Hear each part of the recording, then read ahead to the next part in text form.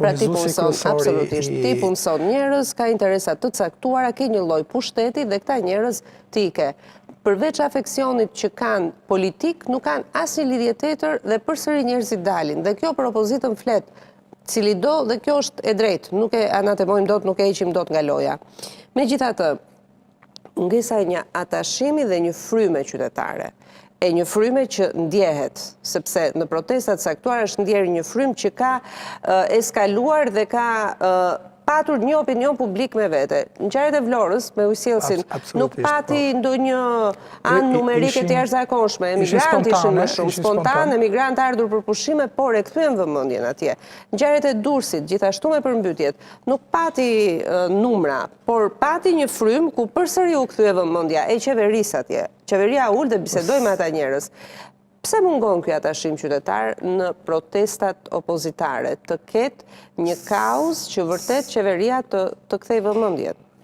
Sepse opozita nuk ka arritur të ndërtojë vetë besimin tek qytetarët, edhe për fakti se drejtuesit e saj nuk janë ndryshuar, nuk janë vot besuar vendave demokratëve, dhe kur e kanë bërë këtë gjë, kanë bërë me shumë debate dhe me skizma, kanë parasysh dhe me konfliktin me zotin Basha dhe të tjerë, dhe me rastin e zotit Saliani tani, do më duket opozita nuk e ka ndihmuar veten për të kthyer në një alternativë e besueshme për qytetarët, me debatet brenda saj, shpeshherë edhe me çështje që elementës brenda saj rezultojnë të kenë të njëjtat probleme për të cilat akuzojnë edhe përfaqësues të mazhorancës. Kjo e humbet besim, duke nisur që nga lidhet me krimin e organizuar apo edhe me korrupsionin, gjërat që gjithmonë ata i thonë ndaj mazhorancës.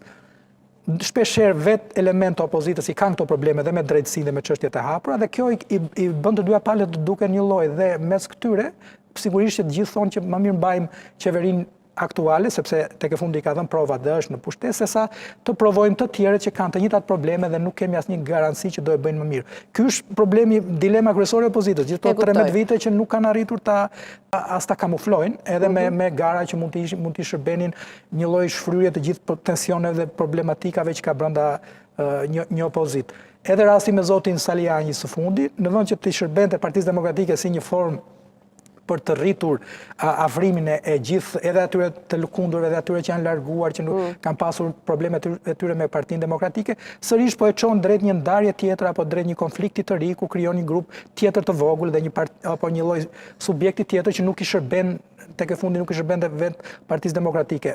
Mendoj që ky është problemi kryesor, duke u marrë me çështjet të brendshme apo duke mbajtur në plan të parë kauza për të cilat dhe vetë kanë probleme ata, nuk krijon besimin e madh tek qytetarët. Dhe e fundit, Mili, Italia pati një përplasje shumë të fortë me botën e nëndeshme, le të themi, dhe mbas kësaj përplasje shumë të fortë, Republika shpëtoi, demokracia shpëtoi, sepse njëherë thuajse në 6 muaj pati qeverisje, pra u krijuar një terren ku politika kaloi në procese ri për të rritë se thuaj se çdo vit, njërë 2 vjeti, ku Berlusconi një, erdi tjetri, erdi... Por atje magjistratët dhe këta janë njerëzit që në Itali, me aq sa e kemi ndjekur dhe ne, ka një pushtet edhe një qëndrim më të strikt ndaj ligjit, dhe atje kanë bërë betejë magjistratët edhe me krimin, edhe me politikën e korruptuar, dhe kanë fituar atë lloj statusi. Po qëndron këtu dhe spaku dhe gjykata e posaçme deri tani. Janë ende në betejë dhe ndaj e përmenda që janë ende në nisjet betejës, duhet të qëndrojnë edhe tundimeve ndaj pushtetit, po dhe kërcënimeve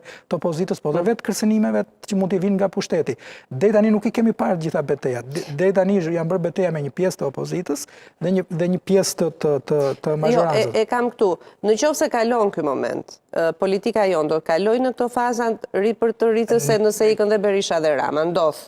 Jo për hir të prokurorisë, për hir të një procesi X. Nëse proceset janë korrekte, këtu duhet të tregoj. Mendon që ata që do të vinë do të jenë të testueshëm dhe do të futet në kulturën tonë që derisa të arrijnë në qeverisje vërtet që mirë qeverisin, apo ata që do vinë për 6 muaj do t'i kemi minimi të këtyre, por me kostume të tjera. Mendoj që po vendosen disa standarde nga drejtësia, që gabimet që janë bërë nuk mund të bëhen sërish në të ardhmen. Dhe mendoj që gjithë këto beteja do i shërbejnë për një lloj vendosje të ri të standardit politik, por betet gjithmonë në fund të shifet se cila do jetë sjellja e pushtetit. Nëse zhbëhet ajo që është bërë, dhe këto janë testet që po kalon edhe tani në këtë periudhë drejtësia dhe politika, atëherë kthehemi sërish në pikën e nisjes, edhe nuk do kemi rastin e Italisë që i forsoj institucione, po do kemi raste të vendet të tjera që thjesht kanë forcuar pushtetin apo pushtetin politik. Dhe përsëri atje vazhdon betejë, Meloni u përplas me gjykatën, ti e di rastin e Gjadrit. Erdhën 8 veta, ikën për 24 orë, ngelën mes të detit, gjykata thoshte është e palishme, Meloni ishte në gjykatën. Gjithmonë beteja të ndryshme ku